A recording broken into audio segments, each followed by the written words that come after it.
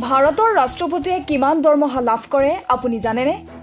ভাৰতৰ ৰাষ্ট্ৰপতিয়ে প্ৰতিমাহে কিমান টকাৰ আয়কৰ পৰিশোধ কৰে আপুনি জানেনে?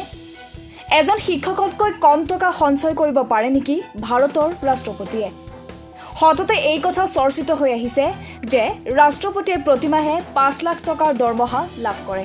সেই চৰ্চাক প্ৰত্যুত্তৰ জনাই এইবাৰ ৰাষ্ট্ৰপতি ৰামনাথ কোবিন্দে ক'লে, মই প্ৰতিমাহে 5 লাখ টকাৰ দৰমহা লাভ কৰোঁ।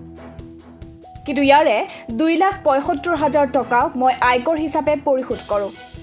এজন শিক্ষকে মোতকৈ বেছি ধন সঞ্চয় কৰিব পাৰে। শুনক কি ক'লে ৰাষ্ট্ৰপতি ৰামনাথ কোবিন্দে। सरकार किसकी है?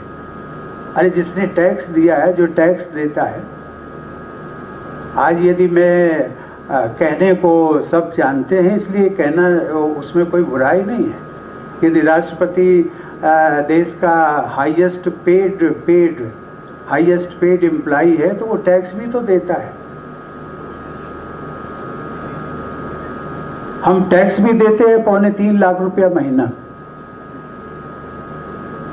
लेकिन वो कोई कहेगा कि आपको, लेकिन जो मिलता है उसकी सब चर्चा करते हैं कि आपको तो 5 लाख मिलता है, कि उसमें से हर महीने 2.25 लाख निकल जाता है, बचा कितना? और जितना बचा उससे अधिक तो हमारे अधिकारी और सबको मिलता है कि जो टीचर्स बैठी हुई है ना, टीचर्स, उन सबको सबसे ज़्यादा मिलता है। मैं इसकी बात का उल्लेख केवल इसलिए कि ये जो टैक्स पेड हैं, आखिर इन्हीं से विकास होना है, तो नुकसान किसका होगा? नुकसान हमारा होगा, अपना आपका होगा। कहीं न कहीं धैर्य दे करके, कहीं न कहीं आवेश में, ये मैं राजनीति की बात नहीं करता हूँ, संवैधानिक पद पर हूँ, लेकिन मेरा किसी राजनीतिक दल से संवैधानिक पद पाने के बाद लगाव नहीं। मेरे लिए हर, चाहे वो कांग्रेस हो, बीजेपी हो, जेडीयू हो, समाजवादी हो, बीएसपी हो, हर राजनीतिक दल के, और मुझे कभी कभी संतोष होता है कि शायद मेरे से जो दूसरे दलों के लोग हैं वो ज़्यादा आत्मीयता और प्यार करते हैं।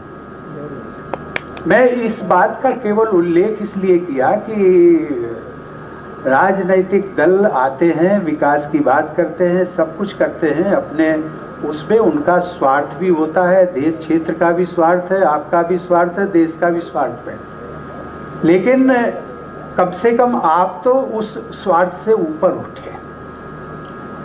आप ऊपर उठेंगे, सोच समझ करके आप वोट करते हैं और ठीक से जो